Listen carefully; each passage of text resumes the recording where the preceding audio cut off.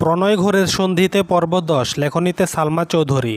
প্রত্যুষের নির্মল হাওয়ায় পাখির গুঞ্জন, সোনালি রোদের জলমলে আলোতে শিশিরকণারা ঝলক দিচ্ছে। পথের বাঁকে গাছে গাছে মিঞ্জিরি ফুলের মেলা বসেছে। হলুদ রঙের ফুলগুলো দূর দূরান্ত থেকেও অবাধে সকলকে আকৃষ্ট করছে। ছাদের মাঝখানটায় নওমি চোখ বন্ধ করে দুহাত ছড়িয়ে বসে আছে। টিভিতে মেডিটেশনের গুরুত্ব শুনতে শুনতে মনের মধ্যে আগ্রহ জেগেছিল। আব্বুকে বলে প্রয়োজনীয় সরঞ্জামও কিনিয়েছে, কিন্তু মেডিটেশন করার প্রবল ইচ্ছে থাকলেও তার দ্বারা এসব সম্ভব হয়ে উঠছে না। তবে চেষ্টার কোনো ত্রুটিও রাখছে না। আজ শেষ রাতে স্বপ্ন দেখেছে মেডিটেশন করার ফলে পড়াশোনায় মনোযোগ বেড়েছে। শুধু এক চান্সে সব সাবজেক্ট পাসই করেনি, সাথে ক্লাসে টপও হয়েছে। ঘুম ভাঙার পর স্বপ্নের কথা মনে হতেই ঠোঁটে রহস্যময় হাসি ফুটে উঠেছে। ভোরের আলো ফুটতেই মেডিটেশন করতে ছুটে এসেছে ছাদে নওমি। বন্ধ চোখ অকস্মাৎ আধারে ডুবে গেছে। কারো উপস্থিতি উপলব্ধি করতেই চট করে চোখ মেলল। তাজ নওমির ঠিক সামনে ব্রাশ হাতে ছাদের ফ্লোরে বসে আছে। অতি সন্তর্পণে নিঃশ্বাস ছাড়ছে আর মিটিমিটি হাসছে। নওমি প্রগাঢ় চোখে তাকিয়ে সহসা ভ্রু কুঁচকালো। তাজ এক হাতে হাঁটুতে ভর দিয়ে তার উপর মাথা এলিয়ে মোলায়েম কণ্ঠে শুধালো, আপা আপনি কি মেডিটেশন করছেন? নওমি নিঃশব্দে ঠোঁট বাঁকালো। বিরক্তির ভাব নিয়ে বলল, না, তোমার বিয়ের জন্য ডান্স শিখতেছি। আমিও তো সেটাই ভাবছি, মেডিটেশন করার মেয়ে তো মুস্কান না। চ্যানেলটি সাবস্ক্রাইব করে পাশে থাকবেন। আজ আমি মানসিক প্রস্তুতি নিয়ে এসেছি, যেভাবেই হোক 30 মিনিট মেডিটেশন করবই। সর্বনাশ, তুই একটানা 30 মিনিট মেডিটেশন করলে সব ধ্বংস হয়ে যাবে। এত বড় অন্যায় তুই করিস না, নিজের হাতে সব কিছু ধ্বংস করিস না প্লিজ। প্রয়োজনে 5 মিনিট কর, নয়তো 10 মিনিট কর, এর বেশি ভাবতেও যাস না। মজা করতেছ আমার সাথে? তোর মুখে মেডিটেশনের গুরুত্ব শুনতে শুনতে আজ আমি ক্লান্ত। তার উপর ছাদে আসিস না ধূমকেতুর মতো হঠাৎ একদিন যেভাবে রেডি হয়ে মেডিটেশন করতে আসিস, আমার ভয়ই লাগে। এই বুঝি কিছু একটা ভর করলো তোকে? আমাকে কিছু ভর করলে সবার আগে তোমার ঘাড় মটকাবো। আমি আবার কি করেছি? নওমি দীর্ঘশ্বাস ছেড়ে বলল, তুমি কি করেছো জানো না? না, আমার জানা মতে কিছুই করিনি। তুমি সেদিন কত রাতে আমাদের বাসায় এসেছিলে, মনে আছে? বাসায় কার সঙ্গে কী কথা বলেছ কে জানে। আমাকে ঘুম থেকে উঠিয়ে তুমি কথা বলে গিয়েছ। আব্বু আম্মু এমনিতেই তোমাকে আমার অর্ধেক বউ ভেবে রেখেছে। একটার সাথে আরেকটা ফ্রি অফারের মতো বাসায় আমার সাথে তুমি ফ্রি হয়ে গিয়েছ। যে কোনো জায়গায় যেতে চাইলে তোমার নাম নিলে স্পেশাল ছাড়ও আছে। বাব্বা, তোমার এত ডিমান্ড আগে জানা ছিল না আমার। সে যাই হোক, তুমি যাওয়ার পর থেকে গতকাল সারাদিন ক্ষণে ক্ষণে জিজ্ঞেস করা হচ্ছিল, তুমি এত রাতে কেন এসেছিলে, কি বলেছিলে? আপু তো আমার মাথা খেয়ে নিচ্ছিল। অ্যাক্সিডেন্টের কথা বলতেও পারছিলাম না, চেপেও রাখতে পারছিলাম না। তাজ মলিন গলায় বলল, সেদিন তোর উপর খুব রাগ হয়েছিল। সারাদিন সব কথা নির্দ্বিধায় বলতে পারিস, অথচ অ্যাক্সিডেন্টের কথাটা একবারও বলতে পারলি না। সেজন্য তোকে বকা দিতেই মূলত গিয়েছিলাম, কিন্তু তোর সদ্য ঘুম ভাঙা মুখটা দেখে বড্ড মায়া হয়েছিল, তাই বকা দিতে ইচ্ছে হয়নি। আহারে বেচারা ভাই আমার, ভবিষ্যতে শিক্ষক হলে কি হবে তোমার? ভালো স্টুডেন্টকে A+ দিবে ভালো কথা, ফেল করা স্টুডেন্টদের খাতায় কি লিখে দিয়ে পাশ করাবে?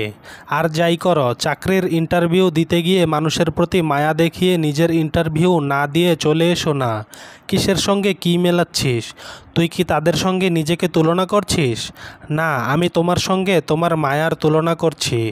এই যে তুমি আমাদের ছাদে এসেছ, আব্বু দেখলে কি করবে জানো? কি করবে? আজকেই মেজো মামাকে গিয়ে বলবে ছেলের চাকরির দরকার কি, চাকরি তো পরেও নিতে পারবে, লুকিয়ে লুকিয়ে দেখা সাক্ষাৎ করার থেকে ভালো হয় না দুজনকে বিয়ে দিয়ে দিই? তাজ তপ্ত স্বরে বলল, তাদের এসব আজগুবি কথার জন্য আমি কি এখন তোর সঙ্গে কথাও বলতে পারবো না? ছোট থেকে একসঙ্গে বড় হয়েছি আমরা, রাগ অভিমান সুখ দুঃখ সবই শেয়ার করে এসেছি। হুট করে ওনাদের সিদ্ধান্তের ওপর মেপে মেপে কথা বলতে হবে নাকি?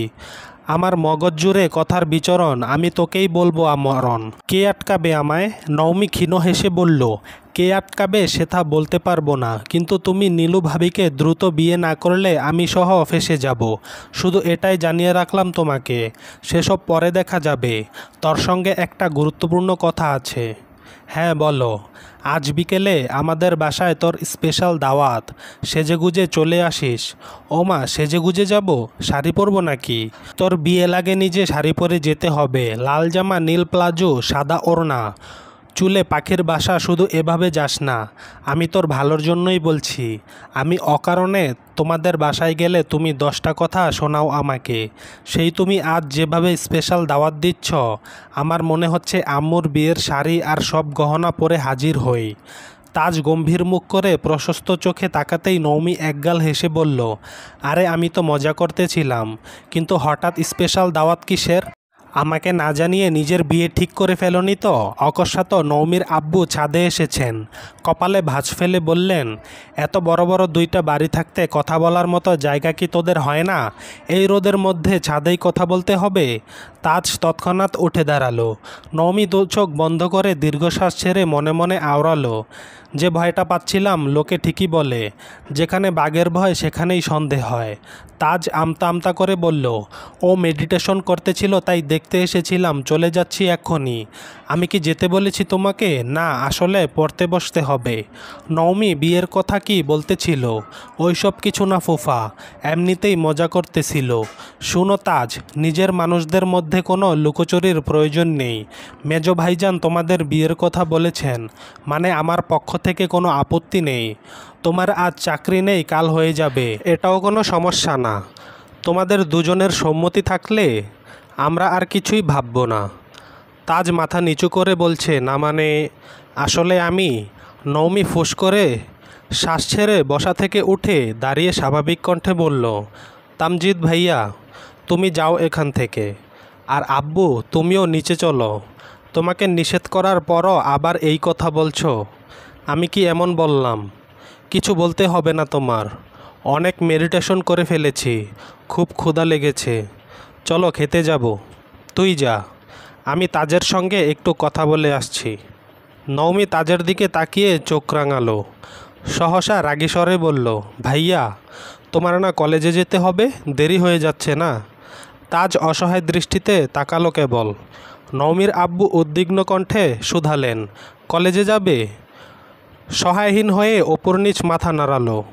নৌমির আব্বু বললেন, ঠিক আছে, তাহলে অন্য কোনো সময় কথা হবে। জি ফুফা। পশ্চিমের আকাশে রোদ্দুর হেলে পড়েছে। সূর্যের আলো থাকলেও তাপ নেই বললেই চলে। সঙ্গে মৃদুমন্দ সমীরণে শীতল সুর বাজছে। শীত আসতে খুব দেরি নেই। প্রকৃতি যেন তারই জানান দিচ্ছে। তাজের কথা মতো বাসায় বিস্তর আয়োজন চলছে। শুভ্ররা আজ আসতেছে এই খবর বাসার কেউই জানে না। তাজ নিজের মতো পরিকল্পনা করে সবাইকে বাসার দাওয়াত দিয়েছে। তাজদের বড় চাচি, চাচাতো ভাই বোনেরাও এসেছেন। ইতোমধ্যে নৌমিদের বাসার সবাই চলে গিয়েছে। নৌমি এখনও সাজুগুজু করছে। নতুন একটা 3 পিস পরে কাঁধের নিচ পর্যন্ত চুলগুলো ছেড়ে তার উপর মাথায় ওড়না দিয়ে ভদ্রমের মতো সেজেছে। নৌমিদের বাসায় তালা দিয়ে তাজদের বাসায় এসেই দেখে বাড়ি ভর্তি মানুষজন। ছুটে এসে বড় মামিকে জড়িয়ে ধরল নৌমি। ভাইয়া আপুদের সালাম দিয়ে গল্প করতে লাগলো।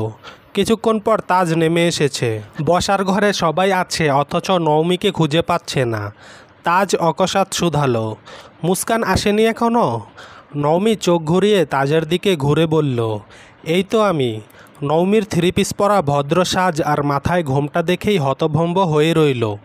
বিপাশা আপু বলে উঠলেন, তুই ছোটবেলা নৌমির ছায়া দেখলেও চিনে ফেলতিস, আর এখন জলজ্যান্ত মানুষটা বসা তবুও চিনতে পারলি না? তাজ বিরক্তির স্বরে বলল, আপু, হাজারো মানুষের ভিড়ে পাগলকে কিন্তু ঠিকই চেনা যায়, কিন্তু সেই পাগল যদি স্বাভাবিক মানুষের মতো ভাবভঙ্গি ধরে বসে থাকে তখন তুমি চিনবে তো নাই, উল্টো সে পাগল জানতে পারলে আরও চিন্তায় পড়ে যাবে।